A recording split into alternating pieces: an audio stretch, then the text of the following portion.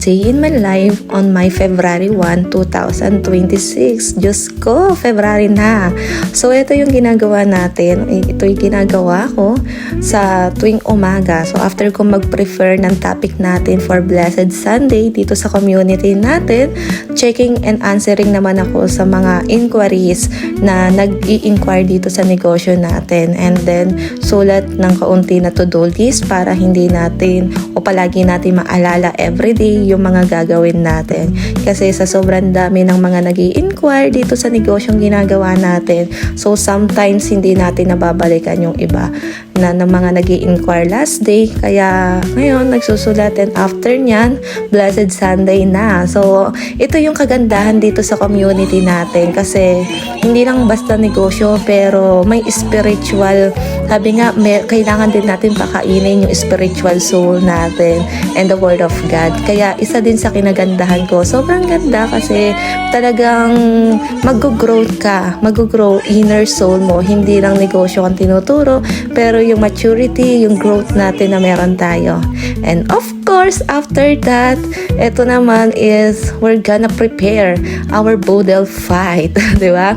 So after Blessed Sunday natin nung umaga, preparation naman natin ngayon sa Bodel fight natin mamayang gabi. So, afternoon na yan, okay, konting hiwa-hiwa lang, konting tulong-tulong para lang may masabing ambag. Ay, sarap po kaya magluto.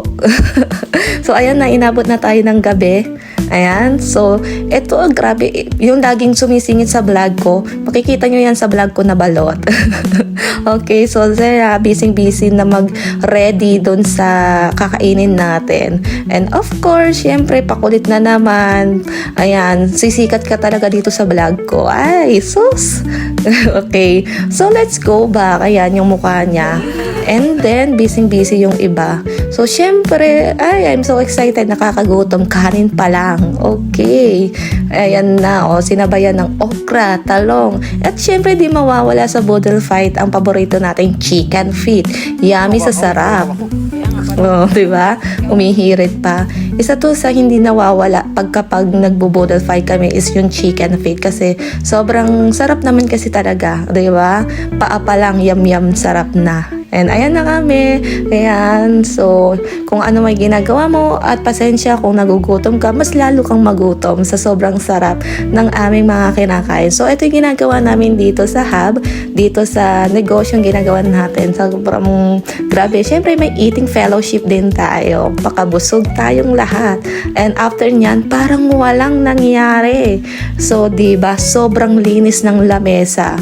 At syempre, nasa tiyan na namin lahat yung laman yan. And ganyan ginagawa namin para malinis palagi. So, yung traditional Bodel fight, gumagamit pa rin ng dahon ng saging. Ayan. Diba? Grabe. Ang bilis. Napakalinis kaagad. Parang walang nangyari. And of course, we are guided talaga kasi even si God, yung kalangitan, yung moon sa taas is talagang binibigyan tayo ng liwanag. Direction daw, liwanag para sa atin. Then after namin kumain, of course, meron ulit tayong meet and greet sa mga leaders natin outside, sa mga business partner natin na iba't iba ang bansa nila. So, yan, meet and greet natin sila, kamustahan. And after nyan, nagutom. So, konting ramen lang dahil sinundo tayo sa bahay ng mga beshi natin. So, kain tayo ng ramen. So, ayan sila. Say hi naman pag napanood nyo tong vlog. And then, ayan, sabi ko, ang dami nang sa kanila, bakit sa akin kakaunti? Oy! Diba? Naghanap ako niya ng sili. Sabi ko, mas masaya kapag may sili. Dapat pala ako nagdala ko ng sili. Okay, every kakain. And then, ayan, after kumain, uwi na sa bahay. Diretso bahay. Wala nang liko-liko pa. Diretso bahay. Ayan, nasa bahay na tayo. And diyan nagtatapos ang aking first day on my February 1. Okay, so yun lang. God bless everyone.